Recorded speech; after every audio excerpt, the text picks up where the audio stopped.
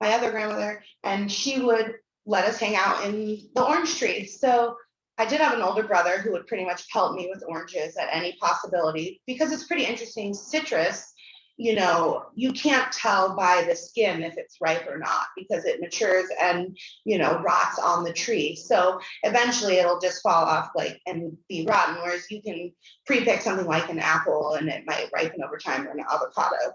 So I find it kind of interesting because, when you get oranges out of season, you know they're out of season because it's not the winter. So something right now, this is the time where you really want to pick up what you can at the store. You're always going to find lemons and limes, and the regular things. But what you're not going to find all the time is something like a pomelo, which this is beautiful for all. You could peel all of the zest off of this. And something like this is actually like the mother fruit of many fruits. So I might not be able to zoom in, or if you can zoom in on your computer. A little tidbit about citrus is that they all derived from three. So a pomelo, a mandarin, and a citron. So my personal let's call them the mother citrus is citron. So Buddha's hand, which again is in our cocktail, pardon me. And also one of my favorite fruits. I had a hard time finding it. I couldn't get it for our class, but a Buddha's hand kind of looks like a knobbly hand. And I tend to make really nice marmalades and candy out of that, because its pith might not be as strong as something like a pomelo, because on that end of the spectrum, it's more about the zest. So the terpenes, I know it's kind of like I'm going to nerd out here on citrus.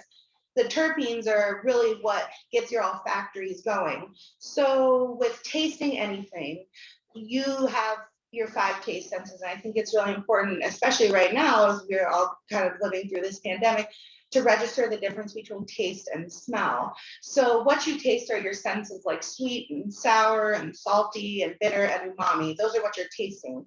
But what you're smelling is what you're picking up in your olfactory. So it can be confusing when someone's like, don't you taste that? Don't you taste that? Because you actually might not have the same olfactory that I might have.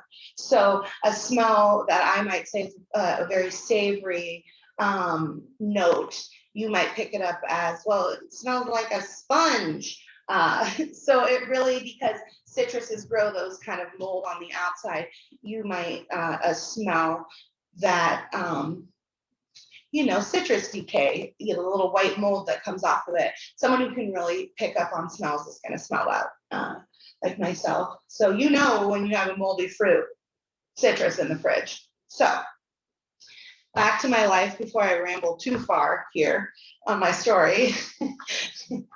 I grew up in California, and one of the unique things about that was, again, there's citrus groves, and it's obviously very abundant there, but it didn't originate, California, the fruit didn't originate there. It came over from Florida, which, if you think about from Florida, it came from the Spaniards. So you can really track back the history. So even if we want to move backwards in time from the Spaniards coming to Florida, how citrus came over to Europe was through 2 routes, whether it was by land, like through Persia across that way, or the maritime route.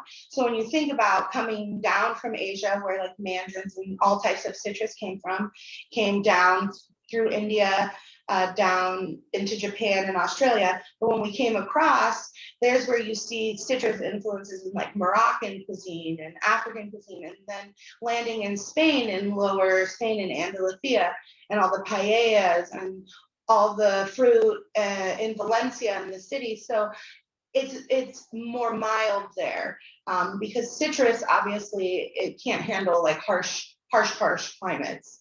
But they say mandarins, if you are wanting to kind of grow a citrus, I mean, it's not as friendly on the East Coast unless you have an orangery, which that is pretty much a greenhouse in 2021. But in 1700, it was called an orangery if you could, have your citrus growing all year long in Renaissance Paris, which kind of sounds magical in a way. So enough like about like the history when you think of it, and you try to think about the spice route and the coffee and all of those commodities, you have to think that orange and lemon and lime are the main commodity that you think of. You know, it's bought and sold. One of my favorite movies is Trading Places. I'm sure you all know it from the 80s when, you know, they, you know, hike the market with the frozen orange juice concentrate and, like, you know, blow it up and the pork bellies and stuff. Still to this day, when you think about the orange juice market, it's very competitive. So shameless plug, here at Local 111, we have fresh squeezed juice. It's not pasteurized, so don't don't give that away too much. But with that being said, most juices that you buy outside of the establishment or outside of the manufacturer will be pasteurized. That's just a USDA regulation. So what I suggest, you're juicing at home, and when you're juicing at home, you're pulling out your regular peeler, or you're taking out your box grater. Literally, the box grater, you can do the same thing that a zester can do. You know what I'm, you know, and don't have shame. I'm a simple gal at home. I don't have any extra tools or anything. So, like, this is probably like my repertoire, and a serrated knife. So when you think about it, you're not going to want to dull your regular knife down because of all the acids in it. So, like, you know, you can use your mandolin to slice nice thin slices. Even this little cheese grater, it works great as a zester if you're looking for something more rigid. But what I find, one more sec, take a sip. Every time I take a sip, you take a sip. And if you don't have the vodka, you're going to need to go get it because it's perfect to go with all the citrus this time of year. Just re-clarifying. So what I've done with some of the things that you can easily do at home, just with a drying rack, just with a sheet tray, you know, a baking rack, okay, you can peel all your fruit with this. I've made peels with grapefruit that have been dried just on a citrus rack, or on a, excuse me, a baking rack. You can even do it in the oven. So, like, if you have your oven off and you have a pilot light in there, just put it in overnight. And, like, same things we've done with the chips, all the citrus chips. We've grilled some lemon ahead. Like, what's really cool is, look, I can put like a cool dried lemon in my drink. Like, let's say you want to have people over and you want to be all hoity-toity with your cocktail, you know, float a dry lemon. All I did was slice it and dry it out for like a couple of days. Like, you don't need to get a dehydrator. You don't need the extra tools or the gadgets. I mean, you can get them, but I just think you're cluttering up your space for the snacks and all the cool dried stuff that you're going to want to make now. So what I did for these is, like I said, is all these are different oranges, blood orange. All of these are in season right now. We've grilled them. We've made peels. You can take the peels. It's just as simple as peeling them and covering them with a little bit of sugar. Jess, will you do me a favor? Pardon me. In the walk-in to the right, there's some oranges peels that I had peeled and done that with. Pretty please. Thank you. I have a helper over there. So what I think is we misconceive how we can use the peel in a different way, not just for a drink. So let's talk a little bit more, backing up to juice and my childhood. So most of you know my mom. She runs the Philmont Co-op and the Main Street Public House. Really big community sense here. I call this the plateau in Philmont. And my mom was a single mom for most of my life. This is probably why we have so much character. Really important to kind of settle roots here in the town and establish that we really believe in it. And so I'm super proud of her over at the co-op. One of my favorite stories as a kid was she would give me orange juice in a jar at school, and had all the pulp in it and everything. And then the jar would open and they would get all over my backpack. And all I really wanted was like some pudding or like a snack lunchable, or, you know, my mom was sending me with like chicken, apple sausage, and orange juice in a jar. So you can catch why it's a good story for me to talk about citrus with all of you. So I definitely want to thank you for being here again. Because without you guys even being here virtually, what else would I be doing on a Monday night? That's perfect. So what my magical helper Jess brought me is what I wanted to talk to you about. So I'll take these. I can zoom it in here a little bit. These are the orange peels that I peel just with a peeler. before I juiced. And then what I did is I just covered it with sugar. So you're just macerating the peels. It will make its own juice. It will make, excuse me, its own syrup. And I take these and I'll slice them nice and thin and like add them to a dessert or something like this. This orange, the best orange for this I find right now is the Cara orange, because they have just like a less bitter pith, but also they candy so well just with covering sugar. So this is a like no-brainer process. Literally, you could do this with any fruit. Actually, like you have strawberries turning to shit. Excuse my language. Excuse me, I must send the vodka. Take a drink. That'll make it appropriate. Anyway, if you, let's say you have, other than citrus, I'll trail off for a moment and then we'll come back to our reality. You have fruit that you're not sure about, you can totally just cover it with sugar. So like any fruit, it's getting soft, cut it up, cover it with sugar. It'll make its own syrup. You're macerating it. You can add a little splash of lemon, or to that, a pinch of citric acid. It changes your whole world. Did you give me that to like pull a piece out? I wasn't sure you wanted the whole. Yeah, sure. I'll pull a piece out. There. Wow. So like you can see, these have been. Hey Joe. Yeah. Where is there a place where people can get the Cara orange locally? They can come right at Shopper, actually right at Hawthorne Valley. Hawthorne Valley right now is a huge spread of all kinds of citrus if you're right over here and don't want to go too far. But at all the grocery stores, there's usually bags of the Cara's. It's a pretty popular orange right now, especially if you make marmalades. Like I made some marmalade with it. I know it's kind of, I'll zoom in with this too. So these are nice slices. And all you really have to do is, you know, boil them. Yeah, there's someone saying Cara right at Hannaford's, pretty much anywhere. It's a really popular choice, but literally if you just boil these in water till they're tender and a little translucent, then add your sugar, you're making your own marmalade. And this is like 2 oranges. So I think the concept that like making certain things, I'm sure you could even put it right into your pressure cooker if you wanted to like blast it in like a half an hour. That's something I will say I do like, is a pressure cooker for a tool. So I think what I need to remind myself is that sometimes as chefs get a little overboard on the chefiness, but I'm running a restaurant and I have lots of employees. So these things I think we do on such a regular quick fire basis that I believe they're a good tool for anybody to do themselves. So I know that Thea sent you guys some recipes and stuff, and these are things that you can make for yourself at home very easy. So you can always adjust the recipe in half. The most flavorful thing I think we've made in a really long time, which in the 2 recipes we gave you all, is the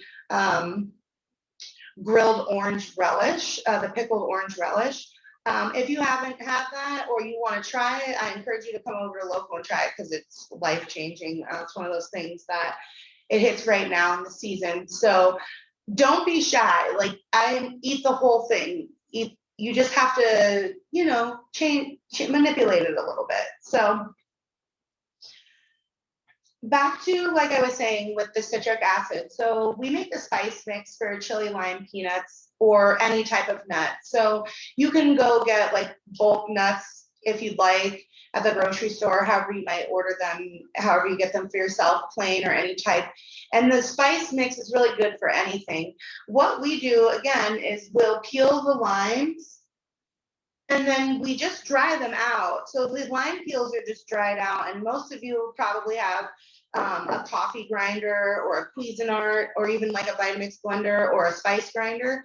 All you have to do is, once you dry the peels out, you go ahead and you put them in the spice grinder with salt or sugar, and then add your citric acid for that tang. So now you have something like I was saying, lime sugar to toss like your sugar cookies in. Or I've made a tart where I've made like a lemon meringue pie, where I've made the pie or the tart shell with the citrus sugar in it. So like, don't get rid of your peels. Just peel your fruit first. I know it seems like all those years you've wasted so much peels, but all that counts is right now. Right now, let's live in the moment. I'll forgive you all for throwing away your peels for all those years. I like the lime salt because like if you ever go to the store and you get those like hint of lime chips or something like that, You can make them yourself way better because it's not like a phony lime taste. It's literally dried lime zest, pull stuff in your spice grinder with salt and citric acid. You could add a little bit of like smoked chipotle powder. You could add whatever spice you might like with lime. You can do it with lemon peels. You can do it with like I was mayor lemon peels. Pretty much any peel that you can take and dry to utilize while citrus is in high season. I mean, this changes your whole life. You can rim your margarita. I know it's margarita day. I'm sorry. We're having Buddhistan vodka. You can rim your drink with the salt or the sugar, you know? So like level up when you're having a party now, because you made lime salt like 2 months ago and it's in the cabinet. Someone's like, oh, you know, I want a margarita or I want a daiquiri. You're like, oh, okay, I got lime sugar for the rim, lemon sugar.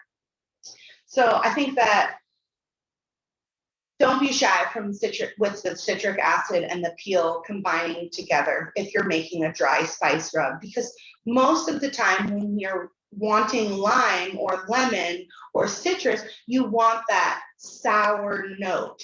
But if you take the peel away, you're only getting the smell. So that's where we like re-pull the whole piece back together. Your olfactories will bring the smell, but you don't taste sour. So again, you can't, unless you get dried lime or lemon juice for the sour, you're going to probably get citric acid powder. And they have that right in the spice section, right at the grocery store. They have it every place I go, Hawthorne Valley around. You can order it, you know. Yeah, some people are wanting just the scent, like I said, the smell of citrus, then you don't need to use the citric acid with it. So I think there's a lot of opportunity. I said that we make here, and you have the recipe, but this is a mixed nut, and we sell these at the co-op, and that's that chili lime spice. And the cool thing about this, what we actually started doing is we got this really amazing tangerine and citron infused oil from Italy. And I did stock a few of these because I think this is a really nice finishing oil. The tangerine one like blows it out of the water when you want to like put some, like we finish the nuts with it. So you like toss it up with a little bit of the oil. The tangerine oil is, it's just because of all the oils, you know, those terpenes that are in that, it really infuses well with olive oil. So they freshly pressed this with tangerine peel, and then this one is with the citron, which again, this is amazing. I mean, I'm not going to put this in my cocktail, but I might drizzle it on my salad or some cheese, like some burrata. Take a little trip mentally to Italy with the citron olive oil. I'm looking at it so endearing. I know. Monday night in Philmont with my citron olive oil. So let me go back to our timeline. Back to like the trade routes. Is that still going? Yeah, that's still going. Okay, sorry. Back to like the trade routes and things like that through history. I did some traveling in Spain, and what I learned there is, again, in paellas and the sangrias, different octopus dish, learning how to embrace citrus as a whole. So instead of just like cutting the meat and segmenting it, which does have a purpose, let's say in the salad on the menu right now has a segmented oranges, but you better believe before those segments you were trying to utilize the fruit as a whole. I really encourage that because, you know, it comes in and you don't really think about it. So give it a rinse, warm water, because a lot of times they have like a wax on them when they ship them. Before you peel it, try really hard to take the stickers off. With my servers, I'm like, please take the stickers off, and obviously we still have some around here, but when they're setting them, try to take it off before you cut your fruit. And again, like I was saying, use a serrated knife. Like I just grabbed like a home style one, like your kid could cut some fruit with you, because again, you're not going to dull a serrated knife compared to a really nice sharp chef's knife. So what you want to remember is you can grow your own citrus inside if you have a bright sunny window, so you could kind of enjoy your own fruit, like maybe get 4 Mayer lemons a year like I do. you just want to have a bright, sunny area, and then you really want to cherish. I know you're going to want to cherish those 4 little Mayer lemons that come off of it. So if you're not 100% sure, you can always email me on ways to do it. I mean, you could even make yourself like like I was saying, like a lemon cordial or like a limoncello by using the peels, and then you're using the juice for something else. Yeah, don't be shy. Use those peels. So another thing that I find is interesting with citrus and fruit like apples is how the cultivation process happens. And, one of the largest producing areas of citrus is Brazil, Mexico, Spain. The USA isn't even the biggest producer. But if you go up to Canada, you'll actually see a lot of citrus coming from Spain. Whether that's how they trade with the European Union, I'm not quite sure. But I think what there is to remember is in every region of every country, there is citrus grown. Doesn't mean you necessarily have to be right at the, equator. But the more close you get to a tropical region, your citrus isn't going to be like ripe and orange on the outside. It probably would be green on the outside and yellow on the inside. Like in Yucatan, all their oranges were green on the outside because it's constantly tropical. Whereas in the cooler climates, as the temperature adjusts to being warmer, then the fruit will ripen, like how it did when I was a kid. And then when they would rot, we would pelt each other on our bikes with rotten fruit. So that was always one of those memories that I thought it was not fun to be a tomboy. California snowballs. Yeah, California snowballs, rotten grapefruits. Then you get in your bike spoke, like, oh, like I'm going down. Anyway, take a drink of that memory because I'm not 10 anymore. No. Like I said, shameless plug, there is a helper over there who was voted one of the best bartenders in Columbia County, and she did help me with my drinks, and best artist one year, and helped me make the ratios for the drink. Again, 3, 2, 1. If you haven't made one for yourself now, you could probably do it with any liquor if you wanted to celebrate Margarita Day with tequila, lime juice, some triple sec. Really good ratio for any drink, probably almost anything. 3, 2, 1 a vinaigrette. Mm-hmm. So someone wants to know, why wouldn't you put the oil you had before in a cocktail, or just a particular one you have now? Well, this is savory. This is an olive oil. So this is something like I mean, unless you want an olive oil, maybe a Bloody Mary, you could put a little bit like in a Bloody Mary, like more of a savory cocktail. Maybe if you're making like a dirty martini, that one might be really nice. Like you could have if you wanted, because this is an olive oil, whereas like I have some essential oils, but you're not gonna like drink an essential oil. But now that, I like this is like a snowball effect here. Was that Philmont snowball? Is that what you said? No, California snowball. I could see you get some olives, go get some, go to the store, pick up your favorite kind of olive and like dump the juice out of it, and then like get one of these cool, like I only stocked like 6 of them at the co-op, so first come, first serve. You could almost soak those olives with some of this really cool olive oil and make like a dirty martini, or add a little bit of it to one of those more like savory style drinks, or a Bloody Mary, like a michelada or something like that. So I would do that with the citron for sure. It just depends on what type of, it's an olive oil, so really what type of application you want to use it for. But something like if you were making like an olive oil cake, a lot of times it's like a lemon cake. This oil might be nice to, like the tangerine one, do like half tangerine oil and half, olive oil. These are you're going to find in your like specialty oil department anywhere. But like I said, the ones that I specifically like, I source through one of my smaller companies, Adventure in Food Trading, and then I stock at the Philmont Co-op. Just because I think this is a really unique, special item, and obviously we're not pressing olive oil in Columbia County. But again, to finish, think about it. You could make a really nice. Today I made duck for lunch randomly. I know my days off, I have duck for lunch.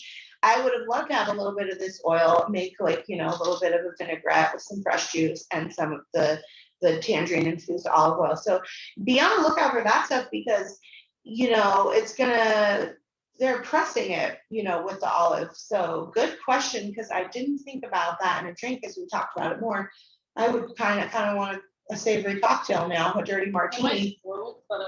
You shake it up. Still, you shake it pretty hard, you know, or with a little bit of the olive juice too, kind of, you know, so the only reason why I didn't obviously use it in mine, because this is like a dry, kind of like a Collins, so it might be a little overbearing with the olive oil, but go for it. Don't be shy. I feel like I'm gonna make an olive oil cake now. So think about this. You make a citrus cake, you got the oil, you're using some of your, you know, your lime sugar in with it. You're really emphasizing the citrus, because sometimes when you're baking things or cooking things, you're reducing it and you're losing the tartness to it. So the more that you can think about adding in the layers of citrus to it, the better for sure. And what I was saying back to like cultivation is that we're grafting onto root bases, kind of like wine or apples or like a lot of fruit bearing trees. But the fruit bases we're grafting on originally were like seed plants. So like a citrus started as like a seed, almost kind of like a grape, you know, and over time, you know, through cultivation and however we've figured it out. It went from a pomelo and a mandarin and a citron to all of the different stuff in between. And it's a pretty like standard graph that I kind of like triangle that I put together, but you'd be surprised like where your favorite citrus kind of originated from and how it evolved through cultivation, through culture, through food, and you know, the era that it came about. And definitely you're going to find in a lot of those old world recipes, like if you go over to the library, I know they have a pretty hidden cookbook section, and you can kind of look at some of those old school recipes.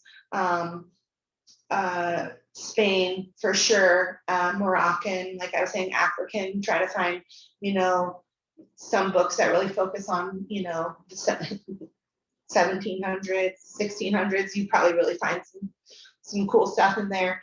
And again, citrus is also like a tenderizer and a cooker. So like you know, it coagulates proteins. So you're making a ceviche and things like that, you're coagulating your proteins out, heating it up. So if you think historically what citrus has done over the years is it's made it so we can preserve different things like food, meats, we can cure them, and fish. Adding salt to citrus to preserve them themselves in the long run. So it's all in the bricks with the sugar and how it goes about. But we kind of take it for granted, you know, when you go to the store and you pick up some lemons and limes because you think you're having a drink, like you can cook your food with it. You know, I've ruined plenty of steaks by over marinating as a young chef with, you know, lime. I thought it was cool to marinate something in lime for 4 days, and the thing was like a shoe. So just know it's just as powerful than just fighting scurvy. You know what I mean? I was waiting for a scurvy joke. So if you have the outline, some of the favorite applications that I do at my restaurant here, if you haven't been here, which I'm sure if you signed up, that's why you signed up, because you've been to local. So I'm going to thank you again. And let's cheers to 15 years this year. Cheers if you haven't made a drink or you're just joining us.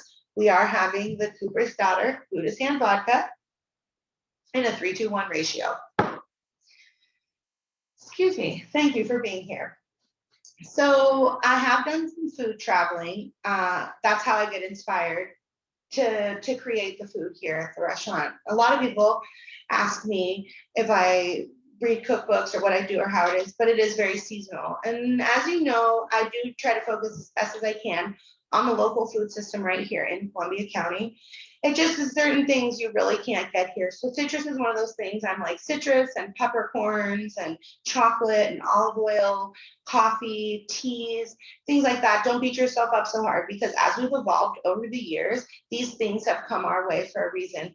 But you know, it's just not really affordable to grow greenhouse citrus in New England all year long. So that's how we're okay with, you know, Texas and Florida and California producing in America.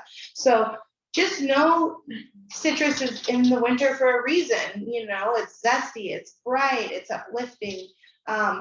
Really try as best as you can to enjoy citrus in almost every meal or in in every bit of your life. You know, right now is an interesting time, but I'm telling you, get a nice diffuser. You can get some, my favorite is tangerine oil, but there's some bergamot that I'm diffusing right now. And it's one of those things that it's that smell that just makes you feel like you're being uplifted, you're being cheering. And I think what we need to remember is something little like that can really change your attitude. I know it sounds corny or orangey, but I do think that that's one of my top applications is diffusing, but also, like I talked about, making lime salt. Again, dry out your peels, grind it up with some salt, add a pinch of citric acid. You're making your own lime chips. You're putting a sprinkle on your taco cheese. You're adding it to that salsa you bought at the store that just doesn't quite hit the right note. You know, you can influence the food that you purchase in convenience by just having a little essence that literally just drying out. You don't have to do anything much more than that. So another thing that we really like to do is braised meats. Like there's a lamb braise I do, an Iranian recipe with lemon and tomato and eggplant and turmeric. And the idea is it's very umami and very lemon. So start adding more juice, fresh juice to things that you're braising or finishing with. And you would be surprised what it brings out, because citrus helps cut salt. So if you've over salted something, again, sour is another taste other than salt. So if you've over seasoned something or you want to be a little more light on the salt, use citrus instead. It's a good like zip of lemon or a little bit of lemon, maybe like a little pecorino cheese or something if you really wanted to lighten up on the salt. Again, there's a couple recipes in the packet, and more or less why I didn't sit here and like cook food with you is because I think the reality is all of you are capable of doing this without me actually sitting here handing over a peeler and peeling right in front of you. It's just me telling you that food is actually, if when you strip away the jazziness at the restaurant, I try to make the food as approachable as possible so that if you do ask me, I can tell you how to make it.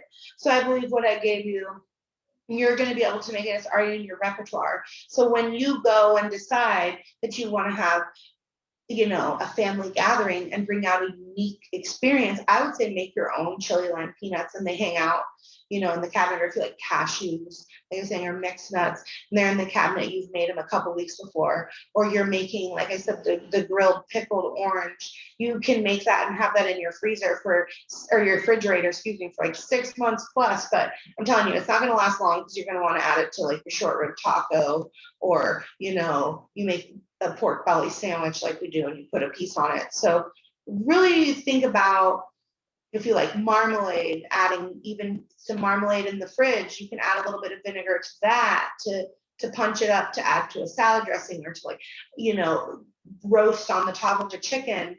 All you have to do is just add a little bit of acid to it, you know. So I think that for the most part, if you are like me, which if you're like me, you're probably associated with coming to Local 111, you like a good, bright, punchy hit. So like some of my favorite combos right now, particularly like I was saying, the orange zest with the parsley, lots of lime juice, black pepper, the best combination, orange and black pepper and lime juice, a little bit of annatto, very focused on like Yucatan flavors, some cilantro, like all that stuff you can get right now at the grocery store. It's not anything that has to be like overly pretentious or something.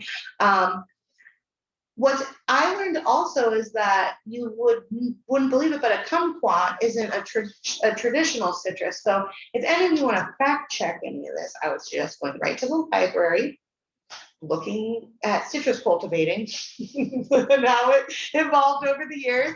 And then if I missed the point, I would gladly accept it in an email at local111restaurant@gmail.com. A couple things, again, back to tools, because I bounced around a little bit. Baking rack. If you don't have one, get a baking rack. Spray it with pan spray. and slice your citrus, dry it out on there. Put it in the oven overnight, oven's off. You're going to be fine. You don't need a dehydrator to make, a drink chip. Like, we did some grilled blood oranges and then we dried them out, so then it's like a little smoky, has like a little char. Imagine that. You can like hit it with a little torch and set it on a drink. All you did was just slice it and dry it. If you want it to be a little sweeter, you can dip it in like some agave. I do that sometimes before I grill it. So it really gets like charred, but it also has some sweetness.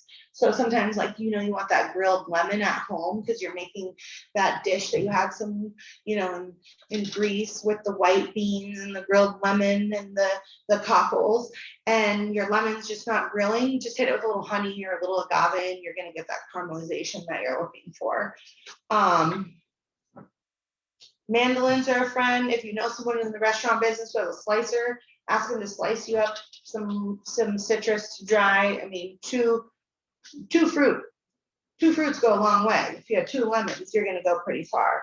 So I think that a purist like myself goes for lemon in almost any application. If you're here at Local 111, like a mayonnaise or an aioli, we're going to be using lemon juice in it versus vinegar. So it really just depends on, kind of how bright and cheery you want to be, is what citrus you pick. So I'm trying to think, for myself personally as a chef, citrus plays a big impact for me, not only here in any drink that you get. Oh, have a drink. Not just in any drink that you get, but in sweet and savory. And I'm telling you, if you're missing out on some bit of zest, hit the zest over the top of it, get a squeeze of it, and be on your way.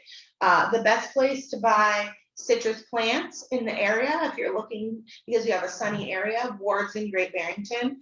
I was able to get many Mayer lemons, and actually you might pick one up right now. They probably are fruiting, so you could like throw a citrus prime, like, look at my amazing tree, it has fruit on it already. They definitely need a labor of love, though, I would say, because as I've had citrus and avocado, they need to be fed with a feeder. It's really hard to keep citrus alive here in the Northeast. So get an organic plant feed for it. If you are consuming it, I would say make sure it's an organic feed. But if it was decorative, that's your choice on if you wanted it to be a more conventional, like Miracle Grow or something like that. Again, your business, I don't mind either way. But they will grow, just really need a lot of sun and a lot of air movement because they're prone to getting spider mites and aphids. So keep that in mind. If you want an orangery, you can make that reality happen. One last note about some specialty citrus in my life. Most of you know this, but I travel every year to France to do a lot of wine tours. And when I go to Paris, I have a very dear friend who studied in the molecular or gastronomic science school in Parma, Italy. So she lives in Paris and we spend time together every year. One year I went there and I picked up a cedro, which is a type of citron, and it looks like a big kind of knobbly lemon, and it's almost all pith, and there's like this much fruit in the middle. And I've never been able to find a cedro ever again. And if any of you ever find one, just pick it up, or just tell me where you found it, because it has some of the best characteristics, the smallest amount of juice, the most amount of pith, the most amount of zest, but the flavor is unlike anything I've ever had in a citron. And I encourage you, if you all are daring and you see a Buddha's hand, pick it up, turn it into marmalade, turn it into a pickle, add it to your drink. You don't find citrons that often. So every once in a while you can find them at Price Chopper. So, oh, what happened? Is that my phone's going? Okay, there it is, it's fine, sorry.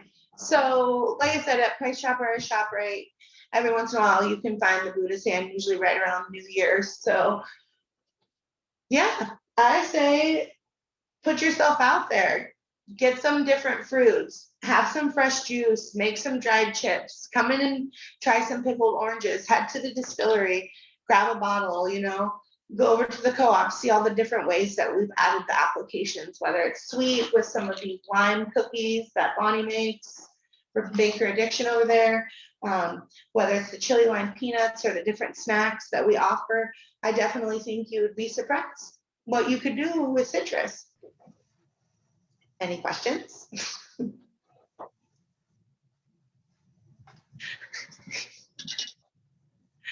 Other than make a drink, obviously.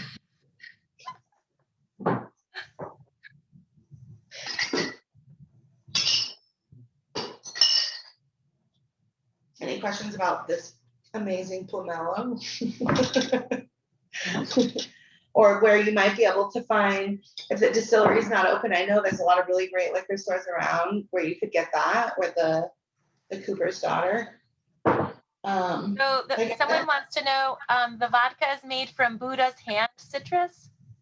Yeah, so they're using Buddha's hand. So that's a type of citron. And this smells, I should say, or it doesn't taste sour. It's very nice and dry as a vodka. And the smell of it is citrus forward, like a strong lemon. It's really good. So like you can have this just with seltzer. You don't even need to add anything to it. That's why I had it the other night. I just had like a seltzer and vodka. And a little bit of lemon is nice in there too. Okay, so there's a bunch of questions popping up. Kathy wants to know, what are the best fruits to dry into chips? The best fruit for me is lime, because sometimes limes tend to be a little drier. I need to figure out how to plug my phone in. And I'm like, you can help me. It's like 20%. Sorry. Limes do really well. Like, let's see here. So see, like I made a bunch of chips, and the lime, because limes can tend to be a little bit drier. See, we like grilled them first. And literally we just put them on a baking rack and dry them. And the cool part about that is you can use these for anything. You can use them as decoration. You can use them on a cocktail. Like you can put a little sugar on them and like brulee them, So I would go for lime because again, they're a little bit drier, or lemon. We did the best, like the lemon does really well also. What is the most versatile citrus fruit? What do I feel like the most versatile citrus fruit is? I think a Mayer lemon does a really good job for that because, like, again, Mayer lemon is like sweet, but also sour. So it has a little curiosity to it. Like it's not quite a lemon, it has a little tangerine quality. So I think that I would say a Mayer lemon would be the most versatile. And of the more heirloom or exotic citrus, Mayer lemon tends to be on the market a lot more. Again, you're not really going to find yuzu, but you can find like yuzu, in the Asian food section, like in a little bottle, like a little like shelf stable bottle of just yuzu, not the liquor. So I would say Mayer lemon hits it pretty good. Do you ever make your own limoncello? I've made my own limoncello, and actually it doesn't take long, about 5 weeks. And you just are steeping those lemon peels for about 5 weeks, and then you're adding some sweet like lemon simple syrup to it, so you can adjust how sweet you want it to go. You want to get a higher grain vodka or grain alcohol, much higher, that if you can, because it'll strip those terpenes more. I mean, this is an amazing vodka to add to it. You wouldn't really need to, but you could really blow it out if you wanted to use some of it. Yes, that's great. We found the cord. You can unplug that heater, Jess, sorry. So I would say, yeah, make a limoncello with it for sure. And you use Mayer lemon. You could use a little bit of grapefruit peel. I mean, again, I think the pomelo, I know I keep going back to it, but the pomelo is so interesting because it's like grapefruit meets lime in the peel. So I'd say go for it. When you're zesting, does the taste change according to how much pith you include? Does the taste change with pith? Regarding what? How much you include. like extra Like pith? how much I include, like with anything. So like if I'm cooking something that has pith, like let's say I'm making a marmalade, because you can make like a lemon jam, you can make anything like that. If I am, I just will cook it longer in water. So what you're essentially doing, like if you want to make something with the whole fruit with the pith, oh, it's going down. Sorry. Okay, want to scoot the table over here? Hold on, I'm gonna scoot my table over just a little to plug All I in. really need to do is just make noise. 1 second. Okay, you're fine, Jeff. Okay, there'll be a little background noise for plugging in here. The longer that you peel or you boil something in water, let's say you want to make lemon marmalade, like orange, you're cooking out that bitterness. So you will boil it, you'll strain it or lightly simmer it if you want the pieces to be like whole. See how I made this marmalade? I tried really hard to keep it whole. So what I did was low simmer in water for like 3 or 4 reductions, well, then straining out that water.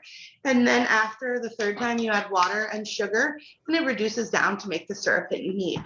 So depending on the fruit, obviously certain ones are more bitter.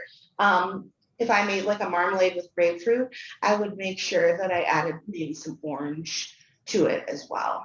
So the pith makes a difference for sure. I almost feel like if you're lending more towards the citron side, which would be like citron, Buddha's hand, Mayor's lemon, maybe even some of these like cuties, like these cutie little tangerines, clementines, those are going to have a pretty neutral pith after the 1st or 2nd boiling for sure. It's like the longer you cook it, just keep straining it, and then you'll get rid of that bitter flavor. And then you add sugar or syrup, honey, or whatever kind of your sweetener is, or then back some lemon juice if you want for it to be like sweet and sour. So remember, like what you take out of it, you can add back into it in another application, like finish it with a splash of lemon juice or a little bit of sugar for sure. Someone wants to know if you recommend refrigerating your citrus. I do, unless you're gonna juice them, like, and they're gonna sit on the counter. Again, most citrus that's been picked is already like at maturation, which is what I've learned, and they've pulled them, and when they're out of season, they're pulling them early and then kind of hitting them with nitrogen. So they're probably already like going down, you know, when you get them. That's why you kind of see that like white mold on them. So I would suggest keeping them in the fridge for longevity if you want to have them for a while. But if you know you're like jamming on citrus for like 4 or 5 days and you've eaten a whole bag of clementines and you've had your limes out, you're fine. Just the warmer the air, you know, the more they're going to start to rot. You know, that's what they do. They decay. You know, they have that white penicillin. So I keep mine in the fridge for sure. Let's see. And when you're drying and slicing, how thin do you actually need to make the slices? Well, the thing is like the grapefruit is much thicker. So like if I pick up a piece of grapefruit, and here, I'll bring it closer. I'll bring like a couple of them closer for you all. So like if you look here, the grapefruit's on the bottom, and then the orange is in the middle, and then like the lemon's on the top. So even if you have something thicker, like we dip the grapefruit in simple syrup, so it's sweet, so we could use it like on a sweet cocktail, or we had a salad where we put a piece of like a grapefruit chip and like a piece of feta cheese and like some arugula, and the chip was in the middle, and it looked really cool. But the chip would be bitter if we didn't add like a little sugar to it. So you just have to dry it out longer if it's thicker. Obviously, a thinner is better. So like I have a mandolin that I like to use to slice it. That's why I said, like, if you have somebody that you know that has a slicer, like, yo, slice, you know, restaurateur, they got a slicer, like, yo, slice my orange for me so I can make some chips. So again, if you don't have a mandolin, you use a small serrated knife, you're going to be able to kind of like saw through it, and your knife's not really going to kick out because it's dull. So it just, all it takes is a little bit more drying if it's a little thicker. But I would say, you know, the thin to win rule, like, you know, when you're running out of turkey at Thanksgiving, go a little thinner. Somebody wants some ideas other than fish soup to use dried limes. Fish soup?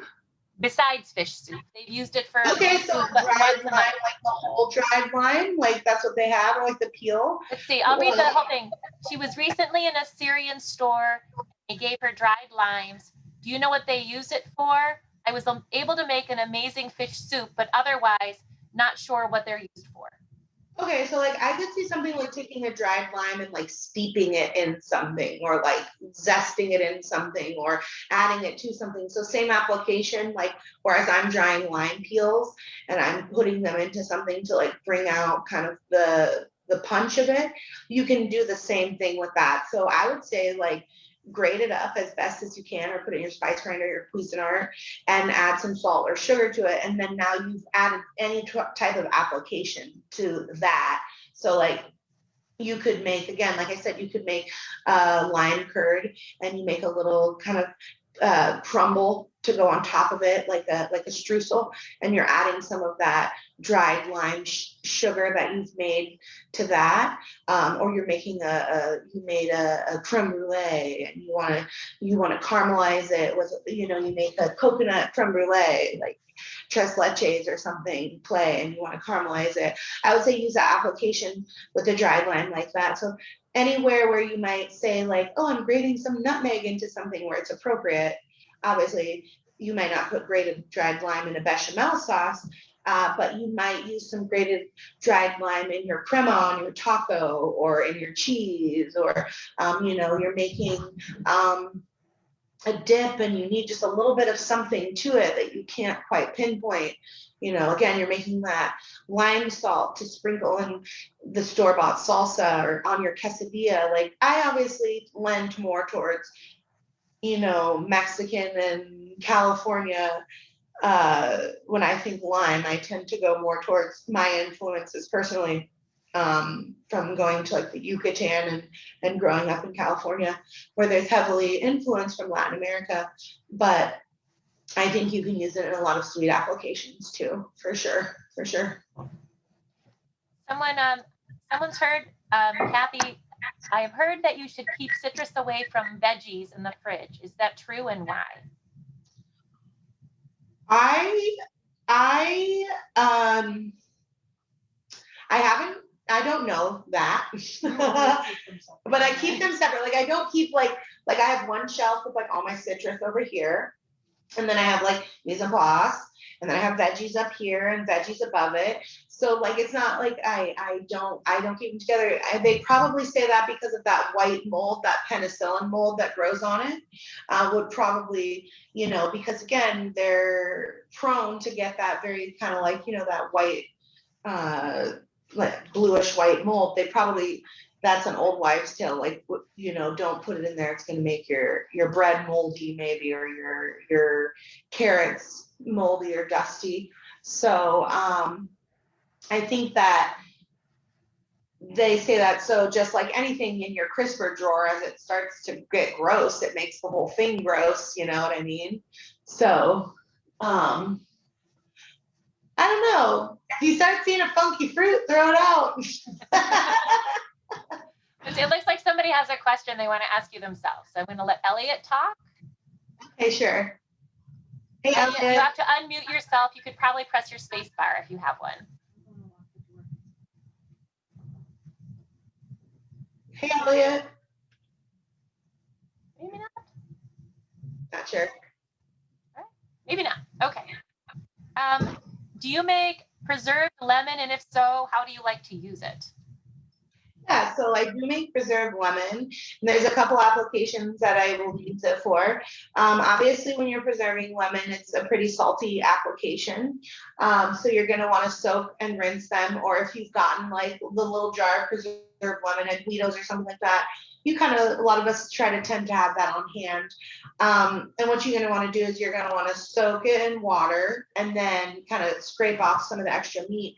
And I like to add it to kind of anything that I'm looking for, just that little curiosity of like, what is that punch?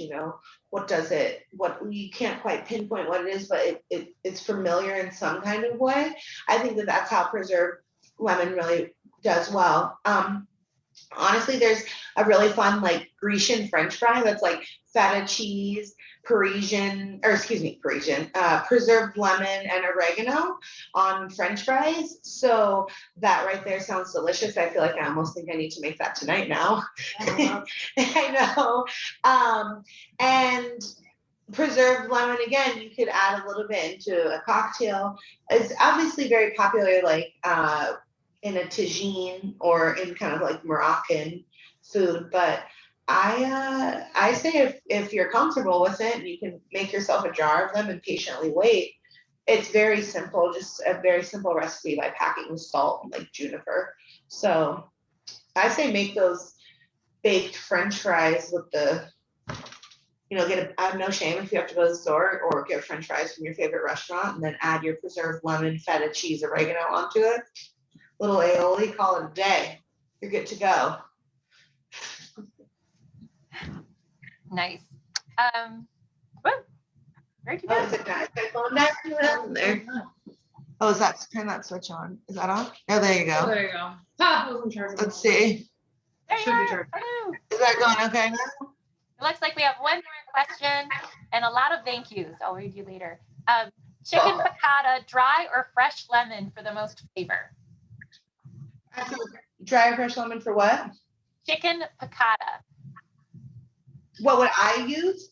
I would use fresh for sure. And the thing with that is you want to add it at the end. So remember, the longer you cook anything that's fresh, like a fresh herb or fresh citrus, the more you cook it out, the more you dilute it. So you want to hit that with some zest and like a squeeze of juice at the end for sure. So you don't lose that brightness that you're looking for to kind of cut through in that dish.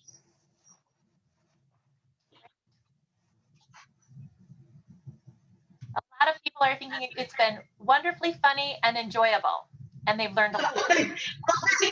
I A lot try of to thank keep it real. I feel like most people know me at the restaurant, and I've done enough food TV that they've seen me cook in that element. I just felt like this type of application would be a little more personal, especially for the library to try to use. Try to talk to the local distillery and create an experience for you all other than just watching me cook food that's like unapproachable. I'm trying just to tell you to like get a serrated knife and a peeler and dry out what you can before you juice it and go from there. And if you're not 100% sure on any of the recipes, or you come in and you try something and it blows you out of the water, I have all my own recipes. I would love to share them with you because I think it needs to be approachable. And especially I change my menu so often that I'm the type of chef that would encourage people to make it because they might not get it again for 10 years later or something.